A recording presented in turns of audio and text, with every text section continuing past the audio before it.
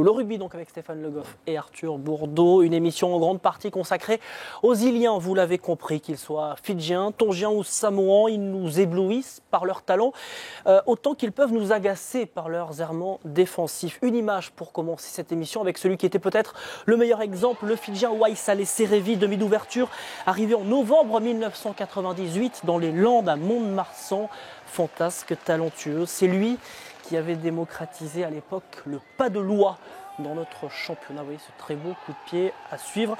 Serevi qui avait ouvert la voie en France, mais c'est un Samoan, Stéphane Vaiaga-Tuigamala, qui est l'un des pionniers en Europe. Oui, dans les années, début des années 90, Tuigamala qui avait une carrière quand même internationale très importante, à la fois à 15 à 13, il a fait la Coupe du Monde avec les Blacks en 91, il est ensuite allé jouer à 13, il a fait la Coupe du Monde 95 à 13 et il est revenu jouer pour les Samoa cette fois et non pour les Néo-Zélandais lors de la Coupe du Monde 99 avec l'équipe des Samoans. Et c'est le premier à être parti en Europe, notamment du côté de Newcastle, vendre un peu son savoir-faire sur les terrains de rugby. Avant lui, il y a un autre personnage très important du rugby mondial qui est Michael Jones, qui est une vraie légende en Nouvelle-Zélande. Je parle de Michael Jones parce qu'il a même sa statue aujourd'hui devant les L'Eden Park à Auckland. Et Michael Jones était comme Vaiaga-Tuigamala, samoan d'origine. Et il avait ouvert la porte à tous ces Iliens pour l'équipe mythique des Blacks. Et puis derrière, après, il y a eu les Frank Boons, tous ces gens des années 95 qui sont venus jouer à Castres, etc. et qui étaient eux aussi d'origine samoa. Et aujourd'hui, ce sont les Raka, Nakarawa, Vakatawa. Pour vous, Arthur, ces joueurs sont avant tout des magiciens, comme on l'a vu il y a 20 ans avec Waisale Serevi à Mont-de-Marsan. Oui, parce qu'ils sont indissociables de cette notion de spectacle. Ils inventent des choses sur un terrain, c'est pour ça aussi qu'on aime les voir, sans tomber dans la caricature. C'est des gestes, des attitudes, ce fameux ballon souvent tenu à une main, des offloads, souvent insaisissables dans l'un contre un. On se lève de nos sièges parfois sur leurs actions. Et c'est aussi ça qui les caractérise, qui les démarque des autres. C'est des joueurs qu'on aime regarder jouer. Des Iliens fantasques et spectaculaires, on l'a dit, qui se sont aussi manifestés lors de la dernière finale du Top 14. Regardez ces images auprès du président Macron, ses révérences face au président de la République. On voit là Tuisova, on va voir Raka à l'image face au président Macron. Malheureusement, tout n'est pas toujours aussi rose dans le quotidien de ces joueurs à des milliers de kilomètres de leurs îles natales. La vie en métropole peut devenir un enfer. C'est pour cela que l'année dernière, Dan Leo, l'ancien capitaine des Samoa, a créé une association de soutien aux joueurs du Pacifique. Ils se sont réunis pour la deuxième fois en France dimanche dernier au sein des installations du Racing 92 au Plessis-Robinson. Les équipes d'Infosport Plus y étaient. C'est un sujet de Mathilde Espinas avec William Borel et les images de Gaspard Ogendre. Au centre d'entraînement du Racing 92, Vakatawa et Roko Soko vivront une journée moins physique que d'habitude. C'est réunis avec d'autres Iliens qu'ils vont passer une journée comme à la maison. In the Pacific culture, everything is about feeding the stomach first and then feeding the mind second. So we understand that about our community, but it's important, you know, we come together and we eat and we smile and we laugh together.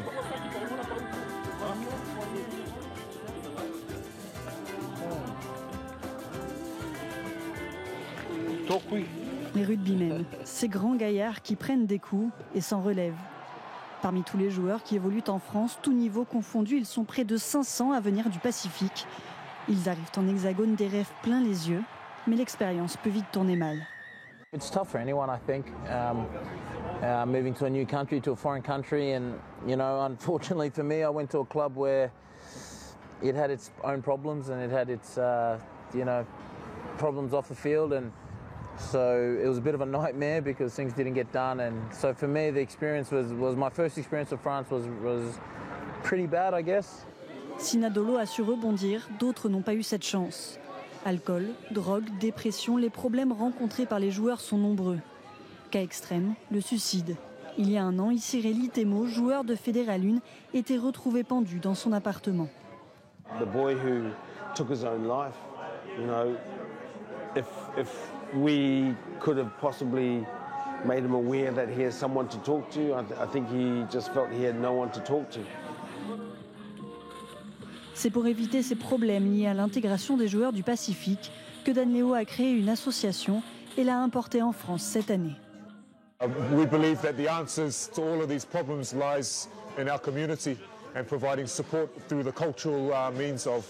But also there's a lot of pride in our community, so we have to be a lot better at talking to one another.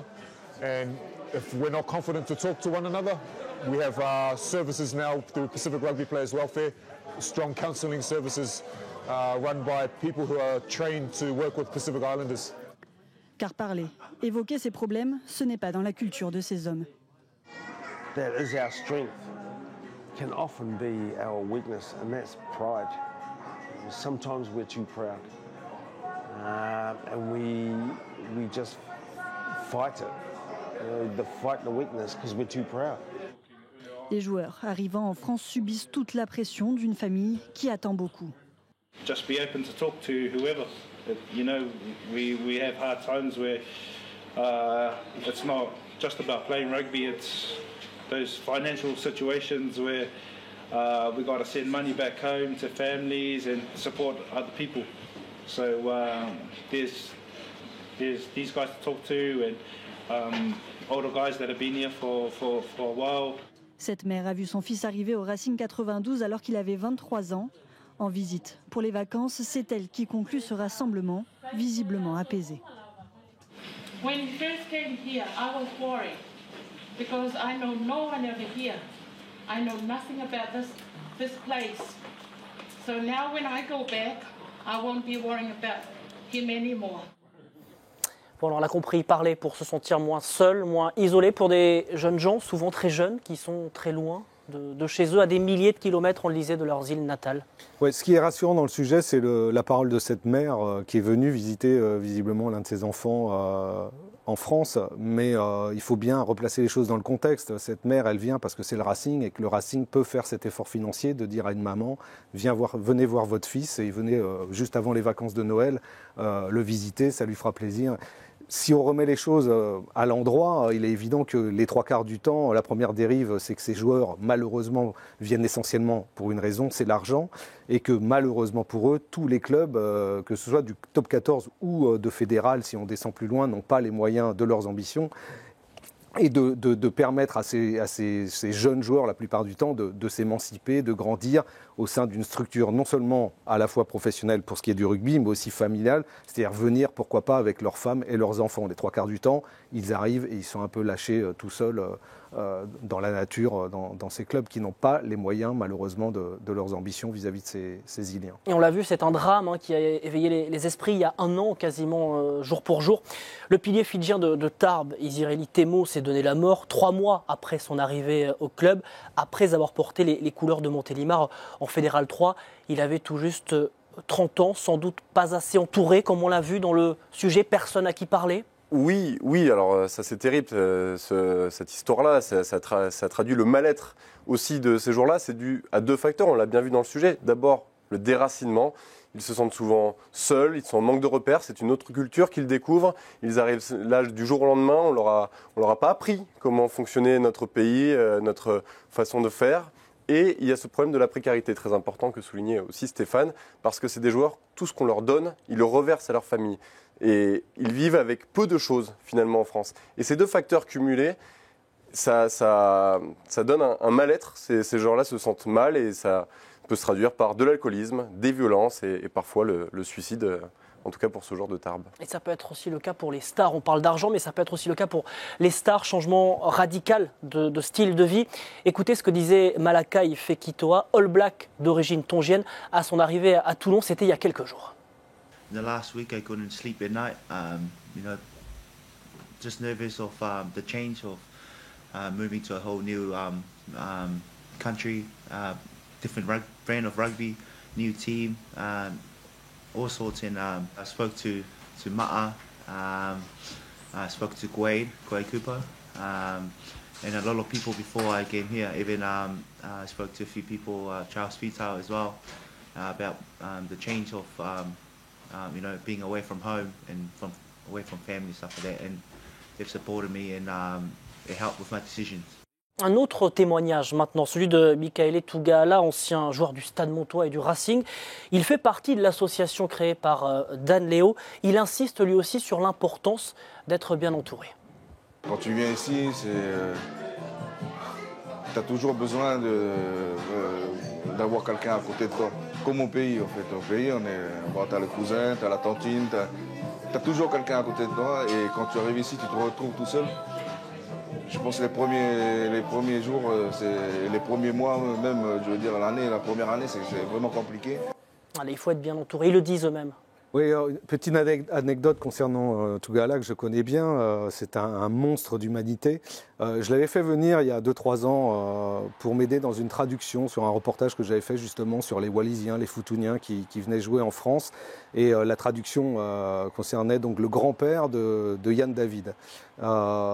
Il était dans une petite cabine ici à Canal+. Il a écouté le sujet évidemment avant de me traduire les paroles. Et à la fin de la petite séquence qui concernait le grand-père de Yann David, il pleurait dans la cabine tout seul. C'est vous dire le déracinement, ce que ça représente, puisque le grand-père de Yann David racontait l'arrachement de sa fille lorsqu'elle est partie de ce pays, et même s'il avait la fierté de voir son petit-fils jouer sous les couleurs de Toulouse et de l'équipe de France, ça n'en restait pas moins très prégnant. Et Tugala, lui, pleurait en regardant ces images. Donc c'est vous dire comment c'est vraiment, ils le vivent au plus profond d'eux-mêmes, et ça reste au fond d'eux-mêmes pendant 20 ans, 30 ans. Tugala, il joue dans le film Mercenaires de Sacha Wolf qui est sorti l'année dernière. Ce film raconte l'histoire d'un jeune Wallisien donc vers les îles Tonga, Fidji et Samoa qui rejoint l'Europe contre l'avis de son père. Le personnage principal du film, c'est Toki Piyoki. Il est aujourd'hui pilier à Dax. Regardez un extrait de la bande-annonce. Elles sont où tes valises? J'en ai pas.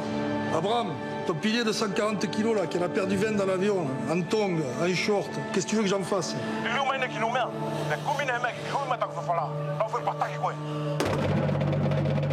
Tu crois quoi, là? Que je vais te trouver un contrat comme ça, en claquant des doigts, là? Pourquoi t'es pas rentré au pays? T'es fier de moi, non? Sur chaque impact, on avance. T'es un All Black? Je suis français. Wallis, c'est la force.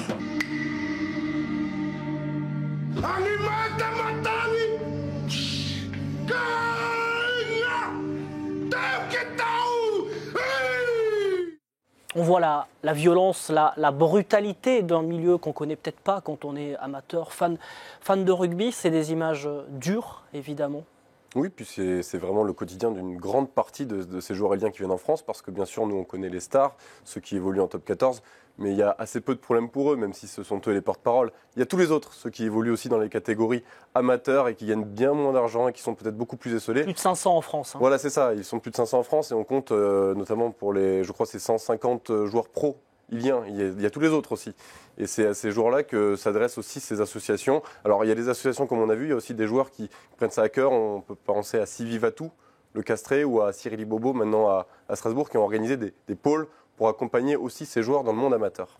Juste une anecdote aussi concernant ce film, qui est très bien fait d'ailleurs, mais il a été interdit de diffusion sur Wallis et Futuna, alors qu'il parle essentiellement des rugbymen wallisiens et futuniens, tout ça parce qu'il donnait, pour les Wallisiens et les Futuniens de souche et d'origine, une mauvaise image de l'éducation qu'on donne à leurs enfants. Et pour expliquer exactement, pour comprendre la culture et ce qui est prégnant chez eux, c'est que le premier déracinement, c'est pas celui de venir en Europe. Le premier déracinement, c'est de quitter sa petite île, son petit caillou, Wallis ou Futuna, lorsqu'on parle de ces gens-là, et lorsqu'ils vont déjà en Nouvelle-Calédonie. C'est aussi la France, mais c'est une autre île, et c'est pas chez eux. Et le premier déracinement, il est là. Et donc, c'est pour ça qu'il a été interdit de diffusion à Wallis et Futuna. La carte pour bien situer, on est au nord évidemment de l'île du Nord de Nouvelle-Zélande, les Fidji, les Samoa, les Tonga, Wallis et Futuna, c'est juste au milieu de ces deux îles. Et ce que montre bien le film par contre, c'est que la première dérive évidemment c'est de venir jouer pour l'argent. Mais la deuxième dérive, ce sont les clubs essentiellement, et notamment du top 14 ou de fédéral ou de Pro D2, qui ont pris évidemment ces joueurs de plus en plus jeunes. Pourquoi ? Parce que forcément quand ils ne sont pas capés internationalement, qu'ils aient joué en Nouvelle-Zélande, en Australie ou ailleurs, ils coûtent moins cher. Et la troisième dérive, c'est de se dire on va les prendre encore plus jeunes parce qu'il y a le format des GIF qui a été mis en place. Et pour que ces jeunes soient considérés comme GIF, c'est-à-dire issus de la formation française, on les prend à 15-16 ans. Et lorsqu'ils signent leur premier contrat pro, ils sont GIF. Donc là, forcément, le déracinement est d'autant plus important pour ces jeunes. On y revient dans un instant, cette communauté. On voit souvent ces Iliens, images à l'appui, réunis après chaque match de championnat, deux équipes mélangées. On est à Dax-Biarritz, là c'était dimanche, match de Pro D2. Parce qu'on est plus fort ensemble. C'est ce que dit Dan Leo, le président de l'association. At certain parts of our history, Fiji occupied Samoa and Tonga, and Tonga occupied Fiji and parts of Samoa as well, so we're all interlinked. Only in the last 100 years have we been known as individual countries, but we need to come together again and fight for a future together, and that includes our Wallis and Futuna, Tahiti, New Caledonia, all the French Polynesian countries, as well as Samoa, the traditional places of Samoa, Tonga and Fiji. Et malgré tout, beaucoup de natifs de ces îles-là ont choisi d'autres sélections. On a choisi quelques joueurs pêle-mêle comme ça. On parle de Vakatawa et Nakaitasi pour la France, notamment Tuilagi, Makovunipula ou Benteo pour l'Angleterre, ou encore Joro Kosoko, fameux évidemment, ailier des All Blacks. Et vous le disiez Stéphane, de plus en plus tôt, les clubs français notamment vont chercher des jeunes talents des îles. Exemple de Clermont et de Brive notamment, Arthur.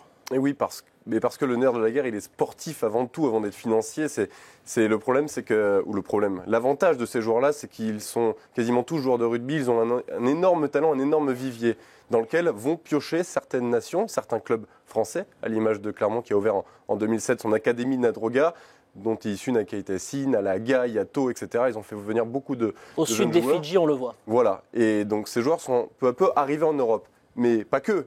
Ils sont en Nouvelle-Zélande aussi depuis 20, 30 ans. Ils font les beaux jours du rugby néo-zélandais. Et derrière tout ça, il y a ce côté sportif. Il y a cette hypocrisie aussi de se dire, bon, on va les aider parce qu'il faut leur venir en aide, bien sûr, de manière sociale. C'est toute l'œuvre de cette association de Dan Leo.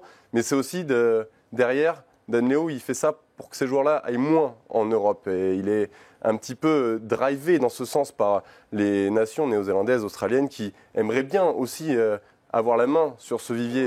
C'est très hypocrite comme situation et ces joueurs fidjiens, on les retrouve dans chaque pays ilien, puisqu'on a vu des Samoans tongiens, on les retrouve dans chaque pays et probablement un jour on aura des demi-finales de Coupe du Monde avec 3-4 iliens de chaque côté. C'est pas ce qu'on veut. On conclut avec vous Stéphane sur ce thème. Alors deux choses. La première, c'est que c'est bien de vouloir faire grandir ces joueurs et les mettre aux exigences du rugby professionnel du top 14.